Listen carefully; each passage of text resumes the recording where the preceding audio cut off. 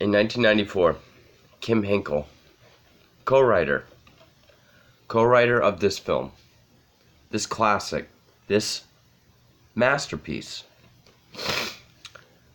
grew unhappy with Texas Chainsaw Massacre 2 and 3. He was unhappy with the direction. I don't think he liked the comedy. He didn't like where the series was going. So he wanted to write and direct his own. The film was made for $600,000, I believe. I think it was that much. I should probably check. Filmed in 1994. It was shown to critics in 95. Did not do very well. It was then cut, shown again. Actually, first was in 94, then again in 95. Still didn't do very well. And then it was finally released in 1997, when two of its actors became really big stars. That film, which was originally titled The Return of the Texas Chainsaw Massacre, was finally released upon the world as Texas Chainsaw Massacre: The Next Generation.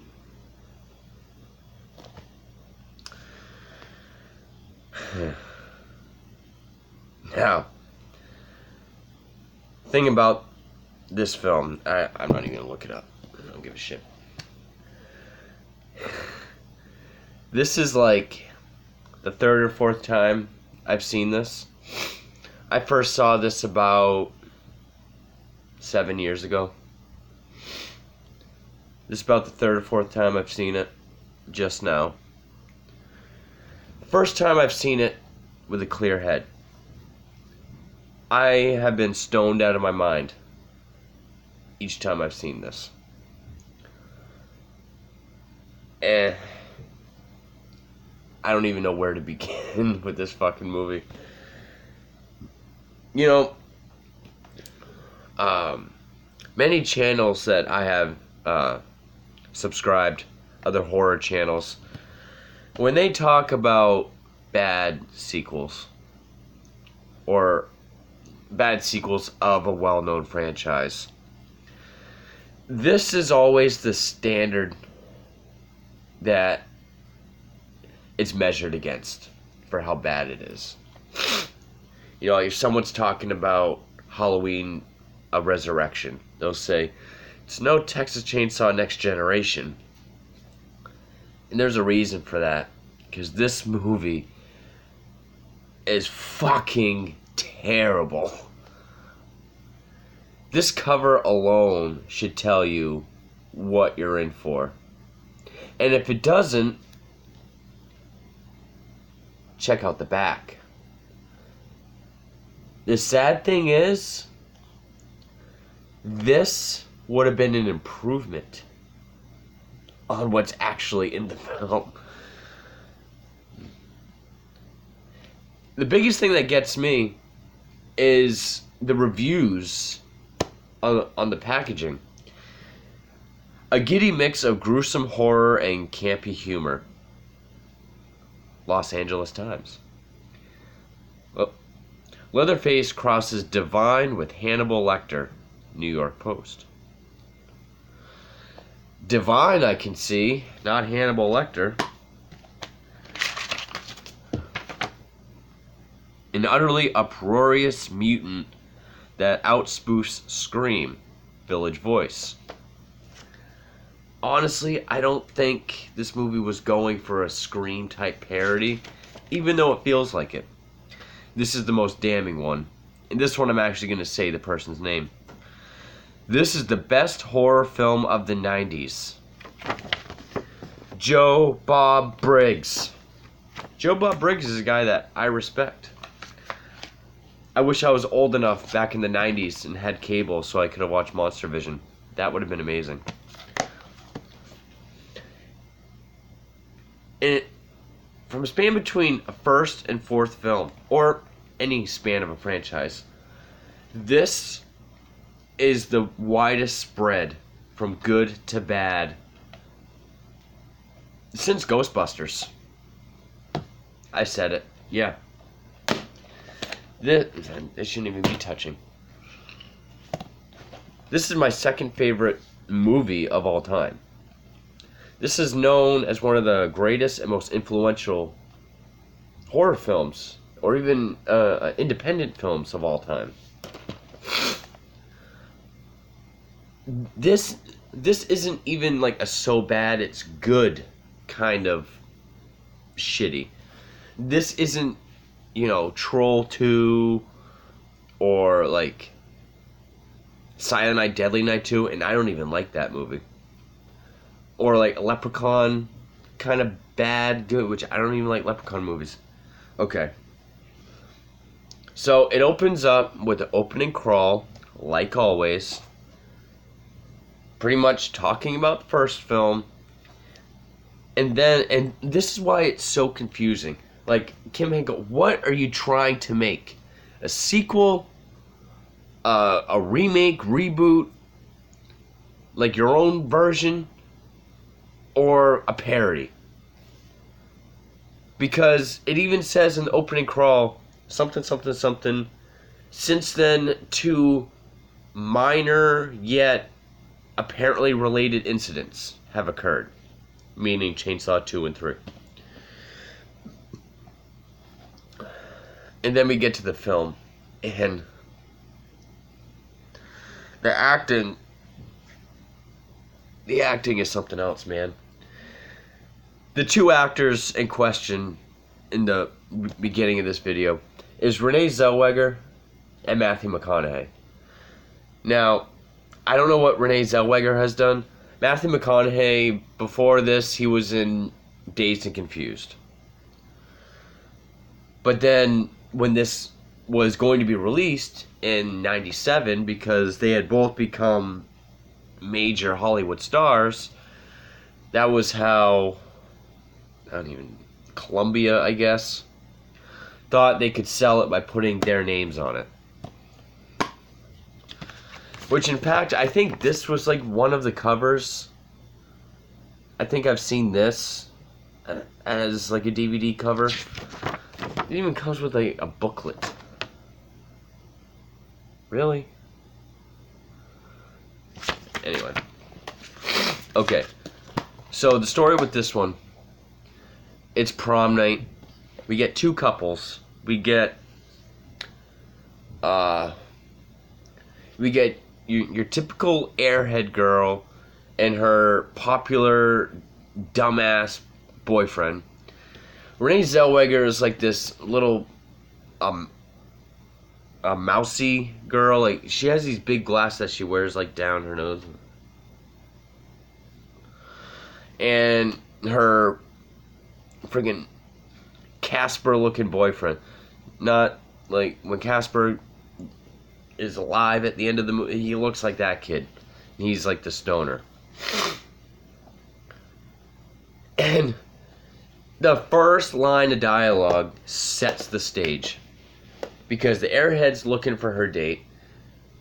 She sees this teacher and she's like, have you seen Barry? And she just starts acting like, oh, no, I haven't. Then this other girl like pulls her aside and is like, she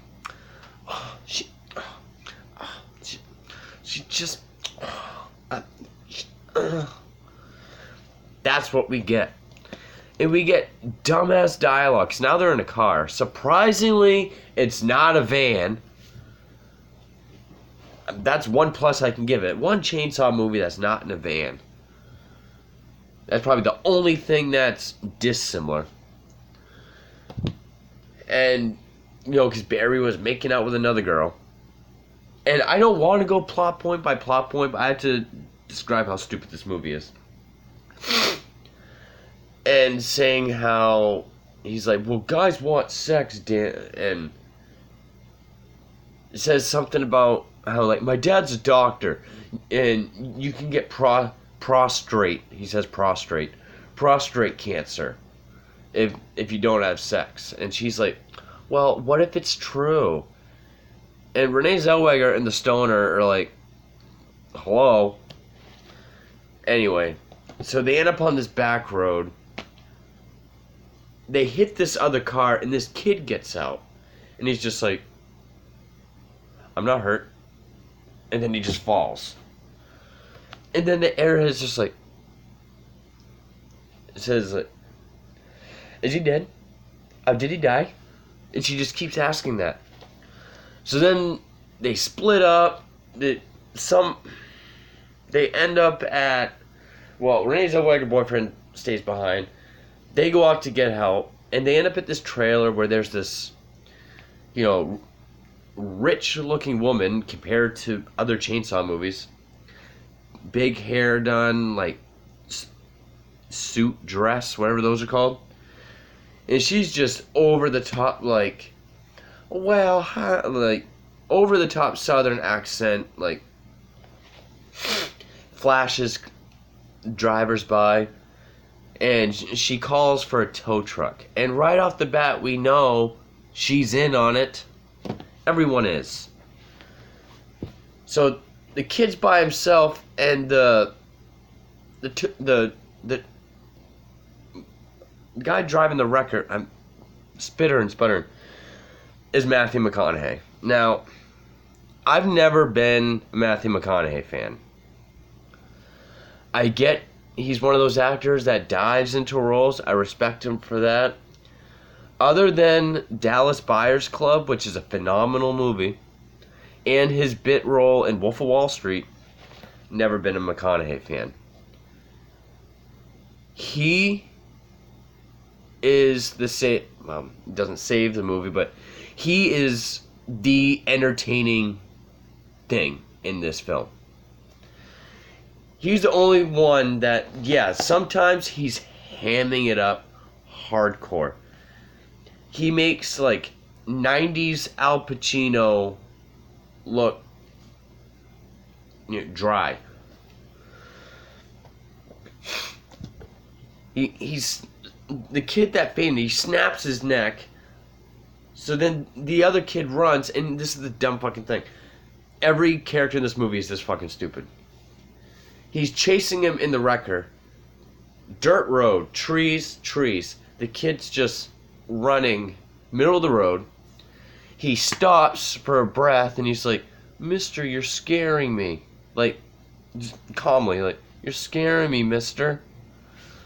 And of course, McConaughey, he's probably, like, chewing on the scenery and acting over the top to try to light a fire under their ass.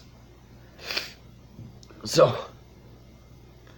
then the kid runs the other way, but he stays in the middle of the road. It's like, go to the fucking trees.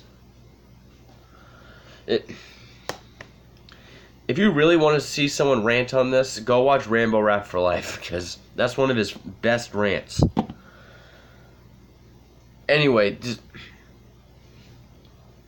all of this just leads to, okay, Barry and the airhead girl, they end up at this house.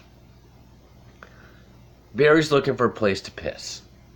She wants to get inside to call for help or a ride or something. So she's like, go find a way in. So she sits on the swing bench on the deck. He's walking around.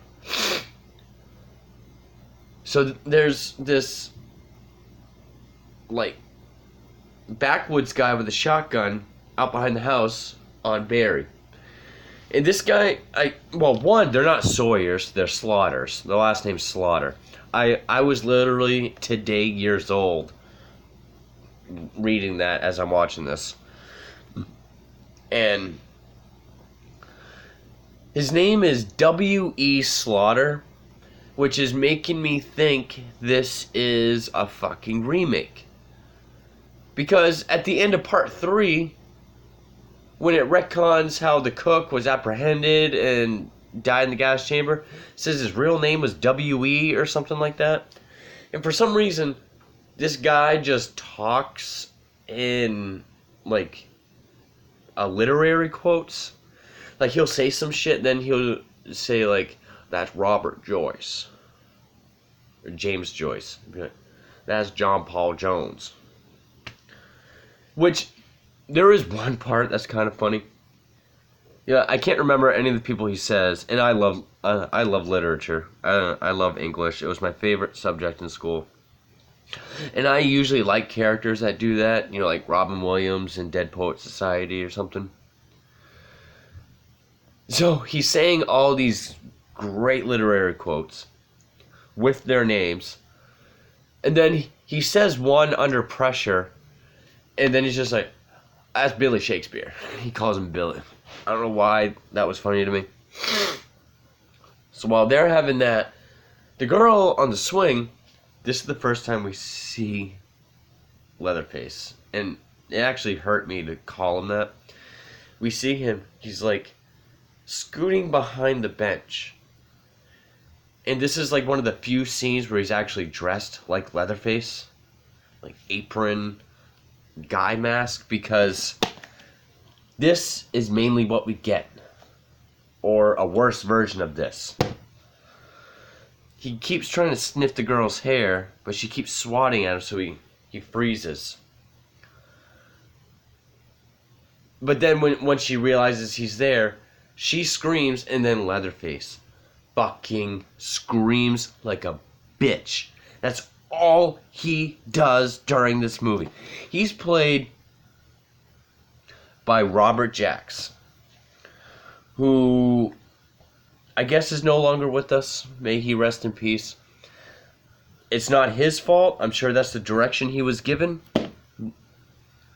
The acting, not dying. But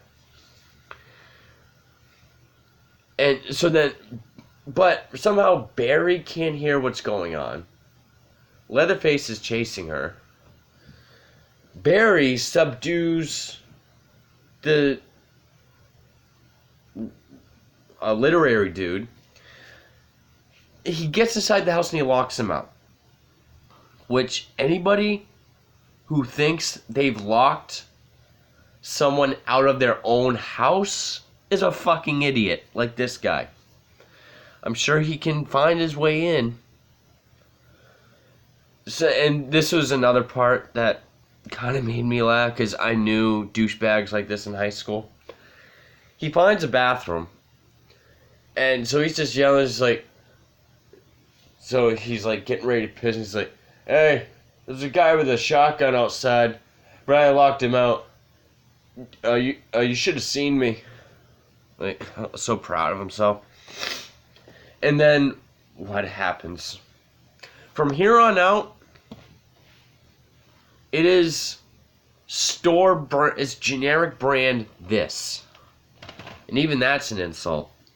Because she gets put in a freezer a couple times, because she keeps coming out and Leatherface keeps screaming because it scares him. Then she gets put on a meat hook. He comes around a corner, gets hit in the head. That's the last we see of him.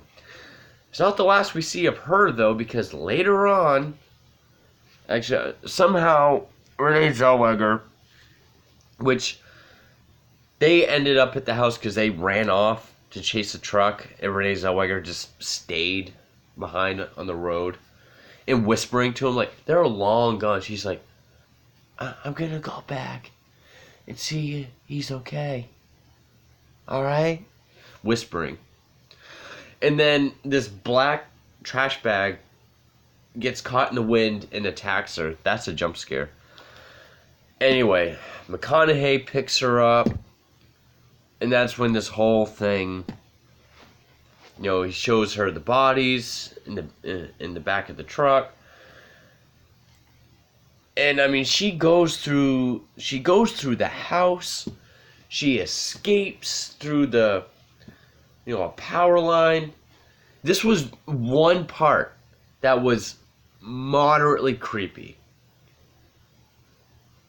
She's like in the beginning of the second Ace Ventura movie, like on this power line or whatever. Leatherface on the roof cuts it. She falls through the greenhouse. And it takes her like a half hour to come to and stand up. Dead silence, and then you just softly hear the rumbling of the chainsaw kind of get louder. It's like, okay, that's kind of atmospheric and creepy. If I got to give a starving dog something. So then, she escapes for like the first of 45 times, ends up back at that one lady's place, the one that flashes cars that called for the wrecker, which his name is Vilmer. So that's when, we find out she's in on it, as if we didn't already know. Throws her in the trunk. She goes through a drive-through pizza place. And then there's this dumb scene. She's at the drive-through pizza place. And the guy's like, I hear something in your trunk. And she's acting all flirty, like, She opens the trunk and she's got a trash bag on her. She's telling her to be quiet. She's like, I can't breathe. She's like, if I poke a hole, will you be quiet? She's like, yeah. So she pokes a hole and she says something. She's like, okay. Like, she's just so calm. So then they're driving to the house, and the girl that was on the meat hook is now in the middle of the road. She somehow got off the meat hook, crawled through the house, crawled down the driveway, down the road, without anybody seeing her. So then the chick gets out of the car, picks up a stick, and she's hitting her like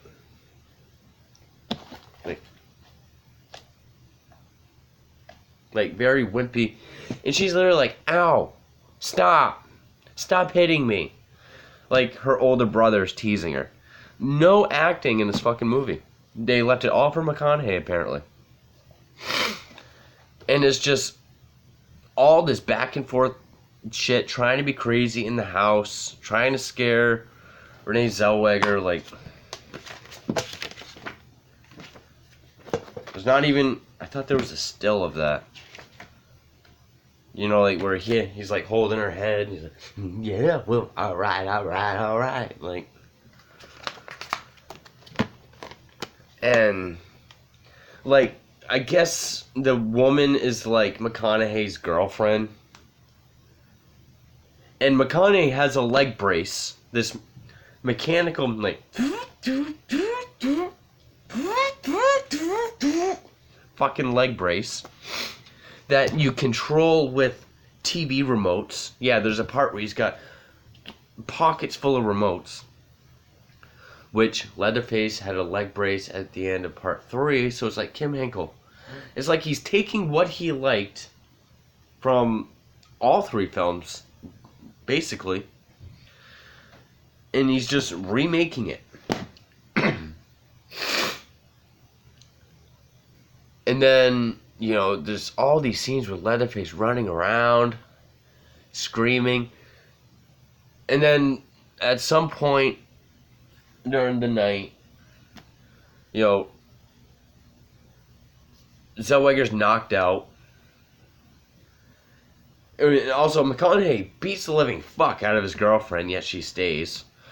Oh, there's even one conversation where Renèe Zellweger's just like, why are you doing this? And there's this stupid...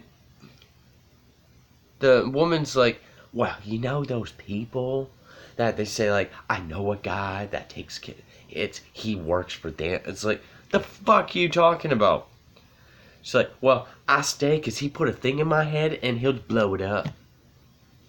And then Renèe Zellweger's like, and then she goes, huh. Fucking, the dinner scene, they dress Renèe Zellweger up in some dress. We get a scene of Leatherface, like, putting lipstick on. And he's not wearing exactly something that, dare I say, sexy. He's wearing, like, it's like Black Widow lingerie, but like something like he bought it online. You know, like those memes that say like when you buy clothes online, it always looks like shit, like costumes. He looks like trailer trash Elvira. That's what he looks like. And it's not even, when you actually see him up close, like the mask comes down here, then he just has like a neck piece, like they just threw patches on. He has tits. And at some point, you know, Zellweger gets a gun. It's like, I'm gonna shoot you. I will. I'll shoot you. Then McConaughey does that, like, oh, not loaded, takes it. The other barrel was. Then he keeps doing like, oi, oi, oi, oi. Doing all this over the top shit. And eventually, there's a knock at the door. And this is one of the most confusing, what the fuck just happened things in any slasher film, dare I call this. These two guys in black suits walk in. Men in black, except one's wearing a red tie. Come in and they're just like looking around. The one guy gets in McConaughey's face and he's just like, "You are a silly boy, aren't you?" Keeps saying like, "Do you understand? Like this is a farce, and you know, you're here for one reason only, to show them horror." It's like, oh, are you trying to be metaphorical now? Like, is this like a cabin in the woods type thing, where it's like, oh, it's metaphorical to show the victim's horror, like the audience? I don't know. Just made that up. And McConaughey's just standing like. I don't know, it's because McConaughey's so fucking psycho, he has to kill everybody, and he can't kill this guy, because I guess that's his boss, that was foreshadowed earlier. Or this guy is just almighty powerful. It's the Illuminati. It's the fucking Illuminati, I guess. That's, you know, pretty much says what you guys are doing isn't showing your victim's horror. And he undoes his shirt, and horrible effect. It looks like shit. Has this scarification. If you don't know what scarification is, imagine a tattoo, but you get it cut out of your skin, so the design is a welt for the rest of your life. He has this weird like Illuminati shit with like 3 like hoop piercing rings. He starts licking Renèe Zellweger's face, and then he just leaves. And then McConaughey starts crying and cutting himself. Renèe Zellweger grabs a remote, and they have like a back and forth with his leg.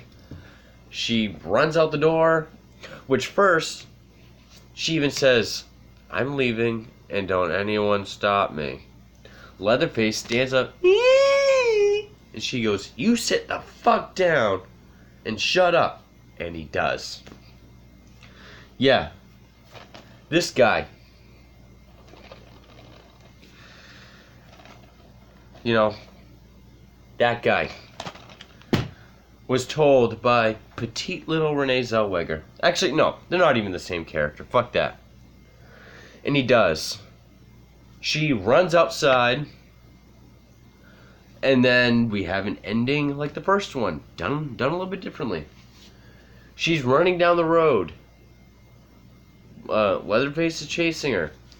Instead of a cattle truck, it's an RV with an old couple. She gets in, and then McConaughey's tow truck with Leatherface on top. They run off the road, flips over. There's a crop duster. So the crop duster is sort of like the pickup truck at the end. Comes down, way down. The propeller hits McConaughey, kills him. Leatherface does. This is the most like infamous shot of him. Has the chainsaw all limp hand, is like crying. Zellweger standing there. Then this car pulls up, she gets in, and it's the Illuminati guys again. And says something about something like, this is an abomination, this was a farce, this was never meant to happen. Do you want to go to the hospital or the police station? Take her to the hospital. And this is the one clever thing about this movie. Cameos. She's sitting in the hospital, and the guy's saying, like, this has happened before. We'll solve it. This woman on a gurney is being pushed, and it's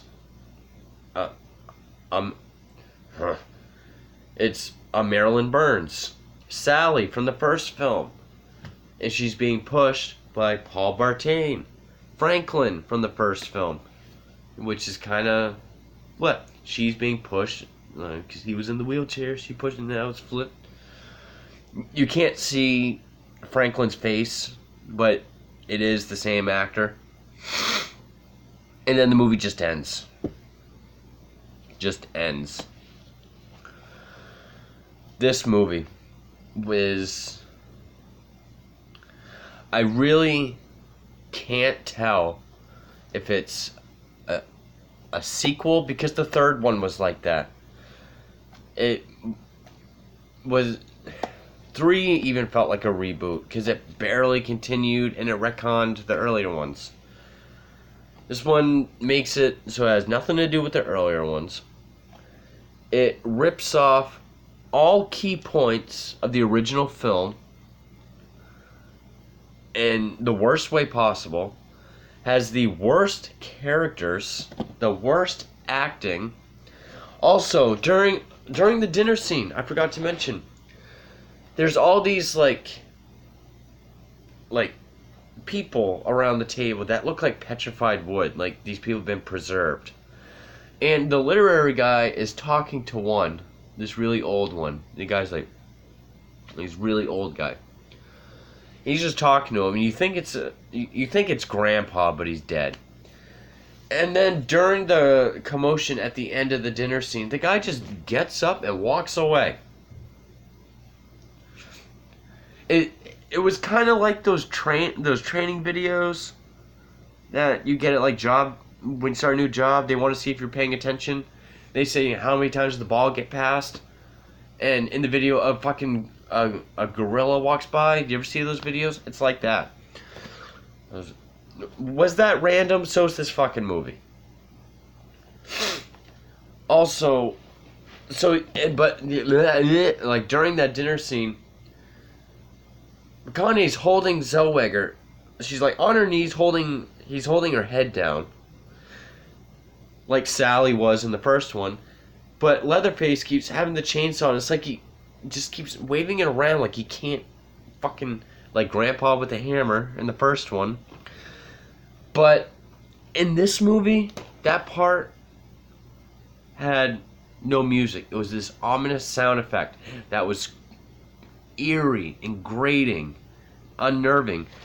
Here it's like bombastic 90s poppy rock music that takes you out of whatever kind of mood you weren't in.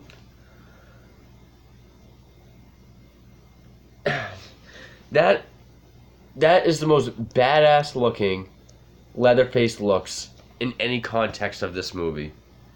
And he doesn't even look like that at all.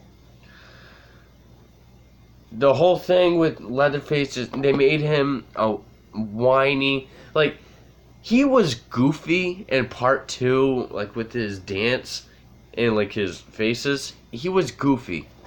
I can deal with goofy. But when he is a high-pitched, whiny, crying bitch, moany little bitch, it's, you know, he's a guy that wears people's skin and hacks them up with a chainsaw and hangs them on meat hooks and eats their meat.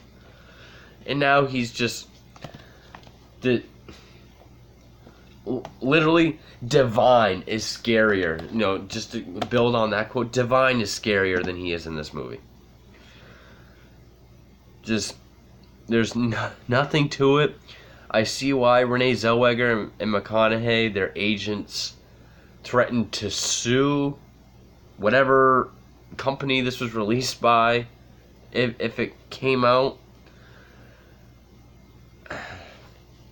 I used to be able to handle this back when I smoked pot, because it was just so random and just kind of drony, if that makes sense, for lack of a better word, that I could just kind of get into it, like, this is stupid, but I kind of like it. First time seeing it straight-headed, I actually stopped, got up, made something to eat, ate it in silence, watched videos. It took me a while to finish it. The acting is terrible. There's no unique camera work or filmmaking like in this one. I don't know what Kim Henkel was trying to prove with this one. I don't know. I know he was unhappy with 2 and 3, but I don't know if he really thought this was going to be the definitive next step for Chainsaw Massacre. God help him, but unless he thought, well, 2 and 3 was kind of stupid, so why don't we really fuck it up? Yeah, I really do hate this movie. It is really stupid. I don't know what else. I've gone on for almost 40 minutes. Normally, I don't go... When I first started this channel, I would go like every little plot point by plot point. But then I stopped doing that because the videos were too long. I had to with this one, because I didn't want to leave anything out for how bad this movie is. I guess there are people out there that think this is scarier and better than this. To each their own. I don't. I don't know what else to say. Like, that whole thing, watching... And also, Leatherface is also, you know, a grandmother in this one. He takes on a grandma persona. Which, I understand in this one, you know, even in this scene, he's, you know, that's the pretty woman of Leatherface. That's like the pretty woman persona that he takes on. But the thing is, it was subtle. It was just, the mask had a little bit of eye makeup and lipstick. That's all you needed. It was fucking scary. That worked. When you go all out and make trailer trash Elvira, it is that just whiny. It is. You know, the best way to defeat a villain, or like is to humiliate them. Best way to make them not scary is to humiliate them. This movie humiliated Leatherface. This movie literally killed all hopes of future films. This is probably why, well, not this, but this was the last movie before the remake in 2003. I'm sure Michael Bay didn't watch this and say, oh, now we gotta redo it. I don't know. I'm just kind of rambling at this point. That's the reason why I like the remake, because the remake is the closest one to this as far as being a decent horror film. This one's way better, obviously. Second favorite movie, one of the worst movies I've ever seen. But yeah, I'm going on 40 minutes. This movie's fucking terrible across the board. Not a redeeming thing about it. McConaughey is entertaining just because he's the only guy that's putting in a performance. But that's about it. So, hope you enjoyed this over-the-top rant. So, thank you for watching.